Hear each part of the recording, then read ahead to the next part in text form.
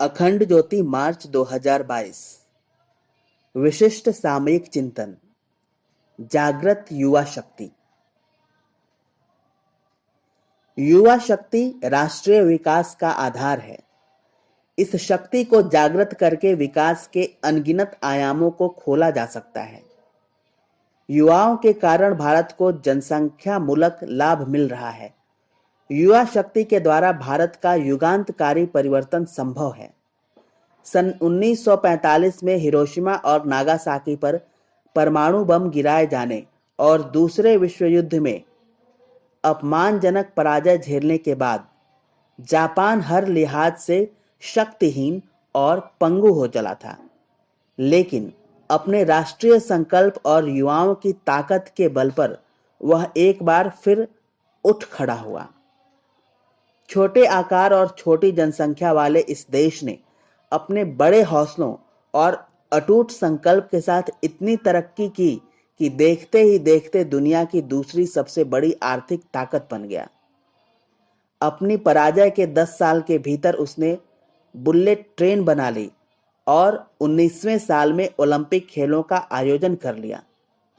Japan के पास न तो हम जैसा संख्या बल था और न ही हमारे जितने प्रचुर प्राकृतिक संसाधन। उसने जो कुछ किया वह अपनी मेहनत, लगन, संकल्प और प्रतिभा के बल पर किया। हम तो उसकी तुलना में कहीं अधिक सौभाग्यशाली हैं और फिर हमारे पास उससे कहीं अधिक समय है।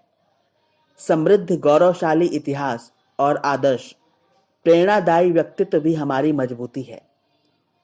युवाओं को चाहिए कि स्वामी विवेकानंद, जिनके जन्मदिन को हम राष्ट्रीय युवा दिवस के रूप में मनाते हैं, के शब्दों को आदर्श वाक्य मानकर देश की शक्ल बदलने में जुट जाएं।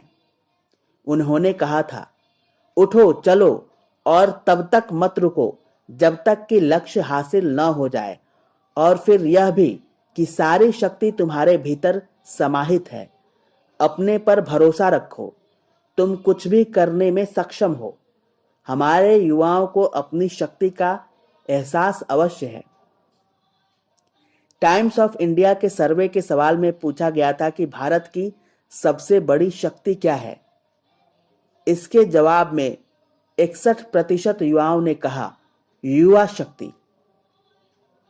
यह उनके आत्मविश्वास को दिखाती है। युवाओं ने भारत की उभरती अर्थव्यवस्था और लोकतंत्र को देश की सबसे बड़ी शक्ति माना। युवा शक्ति में युवाओं का गहरा विश्वास एक अच्छी चीज है, लेकिन यदि देश को अपने संसाधनों का बुद्धिमत्ता और दूरदर्शिता के साथ इस्तेमाल करना है तो युवाओं को हर क्षेत्र में आगे बढ़ने के अवसर मुहैया कराने होंगे। युवाओं को उनकी सही जगह न मिलने की वजहें कई हैं।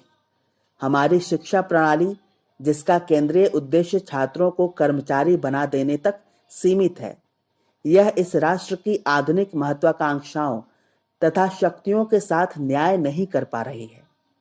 इसमें आमूल-चूल परिवर्तन किए जाने चाहिए,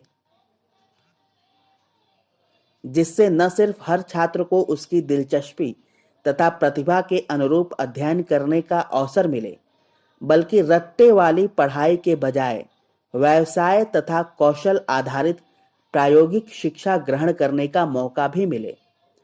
अन्यथा हमारे पास डिग्रीधारी तो बहुत होंगे, लेकिन कुशल पेशेवर नहीं। जिन देशों ने औद्योगिक तथा वैज्ञानिक तरक्की की है, वहां डिग्री पर नहीं, ज्ञान और विशेषज्ञता पर ध्यान केंद्रित किया जाता है। हमें भी इस दिशा में जल्दी से जल्दी अपना रुख बदलने की जरूरत है। आजादी के दशकों बाद भी भारत में साक्षरता का स्तर सिर्फ 63% है। जिस चीन को हम अपना प्रतिद्वंदी मानते हैं, वहां यही आंकड़ा 93% है। शोध छात्रों की संख्या में तुलनात्मक वृद्धि के आंकड़ों के अनुसार राष्ट्रीय ज्ञान आयोग की रिपोर्ट के अनुसार चीन में शोध छात्र 85% बढ़े हैं, तो भारत में सिर्फ 20%। चीन में हर साल 6 लाख से ज्यादा छात्र इंजीनियरिंग में स्नातक डिग्री लेती हैं, जबकि भारत में 4.65 लाख के करीब। ऊपर से हमारे यहाँ शिक्षा की गुणवत्ता वांछित स्तर की नहीं है। अनेक देश भारत से उच्च अध्ययन के लिए आए छात्रों को अपने यहाँ दोबारा परीक्षा पास करने के लिए कहते हैं। प्राथमिक स्कूलों से लेकर स्नातकोत्तर महाविद्यालयों और विश्वविद्यालयों से लेकर व्यावसायिक शिक्षण संस्थानों तक में पढ़ाई की गुणवत्ता के साथ साथ बुनियादी सुविधाओं और स्थितियों में भी तो सुधार होना चाहिए। शिक्षा में होने वाले कोई भी बदलाव नए जमाने की आवश्यकताओं को ध्यान में रखकर किए जाने चाहिए।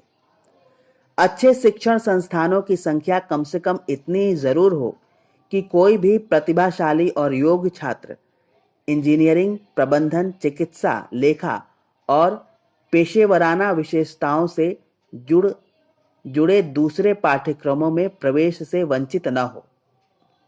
अपने छात्रों को सक्षम बनाने के बाद आगे की राह वे खुद निकाल लेंगे और फिर नौकरी की बजाय उन्हें नवाचार, इनोवेशन और अपना काम खड़ा करने के लिए प्रेरित करना चाहिए। आज उच्च शिक्षा और रोजगार में भ्रष्टाचार का नासूर खत्म होने का नाम ही नहीं लेता। अपना काम खोलने के लिए बैंकों से ऋण मिलना लगभग असंभव है।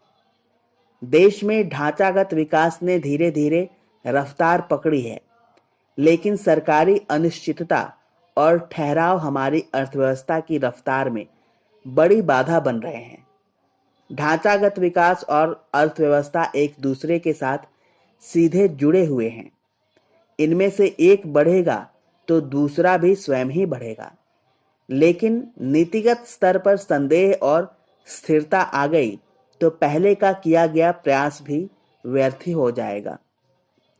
आवश्यकता है आर्थिक विकास की प्रक्रिया को फिर से गति दी जाए और सड़कों, परिवहन व्यवस्था, बिजली, शिक्षण संस्थानों, बंदरगाहों, हवाई अड्डों, बाजारों, व्यावसायिक केंद्रों, कारखानों आदि के विकास की अलख जगे। इन पर खर्च होने वाला धन व्यर्थ नहीं जाएगा, वह तो अपनी ही बुनियाद को मजबूत करने वाला है। और यदि संरचनात्मक आधार का चौतरफा विकास होगा तो युवाओं के लिए नए नए अवसर भी पैदा होंगे। दूरदर्शितापूर्ण आर्थिक नीतियां बनाने और उन पर अमल की प्रक्रिया युवा आकांक्षाओं को साकार करने से सीधी जुड़ी हुई है। इस देश के सत्ताधारियों को चाहिए कि भविष्य की खातिर अब तो निर्णायक कदम उठाएं। आज की सुस्त, यथास्थितिवादी तथा भ्रष्ट कार्य संस्कृति को बदला जाए, उससे अवसरों के दरवाजे खुल जाएंगे। इस तरह बदलाव लाने की जरूरत है। गांव-गांव, कस्बे-कस्बे और शहर-शहर से उद्यमियों, विशेषज्ञों और कारोबारियों की कतारें लग जाएंगी और फिर हमारी अर्थव्यवस्था सुव्यवस्थित हो जाएगी। आधुनिकता, पाश्चात्य सभ्यता, विदेशी भाषाओं और जीवन मूल्यों से अच्छे तत्वों को ग्रहण करना तो ठीक है, किंतु उनके आगे नतमस्तक हो जाना उचित नहीं है। अपनी सभ्यता, संस्कृति, राष्ट्र, धर्म और भाषा हमारी पहचान है। उन्हें हमारे रक्त में बहते रहना चाहिए, हमारे हृदय में धड़कते रहना चाहिए। हमारे युवक अपनी जड़ों से न कट जाएं, अपने संस्कारों से कटी पतंग की तरह विमुक्त न हो जाएं। यह सुनिश्चित करना सरकार, समाज और व्यक्ति के स्तर पर हमारा साझा सरोकार होना चाहिए। राष्ट्रीय विकास में युवाओं की भूमिका अत्यंत महत्वपूर्ण है। अतः युवाओं को स्वयं में आत्मविश्वास जगाना चाहिए तथा हमें उनको आगे बढ़ने के लिए अवसर प्रदान करना चाहिए। धन्यवाद।